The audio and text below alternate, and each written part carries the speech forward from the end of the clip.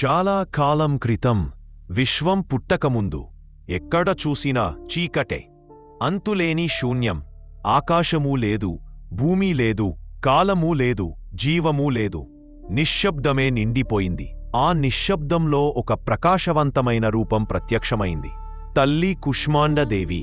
ఆమె మృదువైన చిరునవ్వుతో మొదటి కాంతి చెలరేగింది. ఆ చిరునవ్వే సృష్టివిత్తనమై చీకటిని చెరిపేసి విశ్వాన్ని వెలిగించింది. ఆమె దివ్యశక్తి నుండి సూర్యుడు పుట్టాడు. అతని కాంతి అనంత విశ్వాన్ని నింపింది. ఆ ప్రకాశంతో జీవం మేల్కొంది. తన పరమశక్తితో లోకాలన్నీ సృష్టించింది. ఆకాశం, భూమి, సముద్రాలు, పర్వతాలు, మానవులు అన్నీ ఆమె శక్తి విస్తరణ.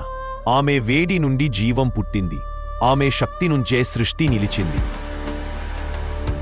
నవరాత్రి యొక్క 4వ రూపమైన కుష్మాండాదేవి 8 చేతులతో దర్శనమిస్తారు. ఆమె చేతుల్లో పవిత్రతకు చిహ్నమైన కమలం, భక్తికి రుద్రాక్షమాల, ధైర్యానికి విల్లు, బాణం, అమృతపాత్ర, ధర్మానికి చక్రం, శక్తికి గద, రక్షణకు త్రిశూలముంటాయి. ఆమె సింహంపై విరాజిల్లతూ శక్తి, కరుణ, మాతృస్వభావంతో ప్రకాశిస్తారు. ఆమె విశ్వమాత, సృష్టికి ఆరంభమిచ్చినది. ఆమె చిరునవ్వు సృష్టిని నిలిపింది. ఆమె శక్తి రక్షించింది. ఆమె ఆశీసులు ప్రతి ఆత్మను పోషించాయి. ఈరోజు కూడా నవరాత్రిలో భక్తులు కుష్మాండాదేవిని ఆరాధిస్తారు.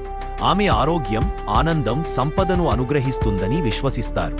ఆమె చిరునవ్వు చెబుతుంది, అతి చీకటిలోనూ కాంతి పుడుతుందని, శూన్యంలో నుంచే సృష్టి వెలుస్తుందని. అలా దివ్యతల్లి కుష్మాండా చిరునవ్వుతో విశ్వమే పుట్టింది. ఆమె కరుణతో అది నిత్యం నిలుస్తుంది.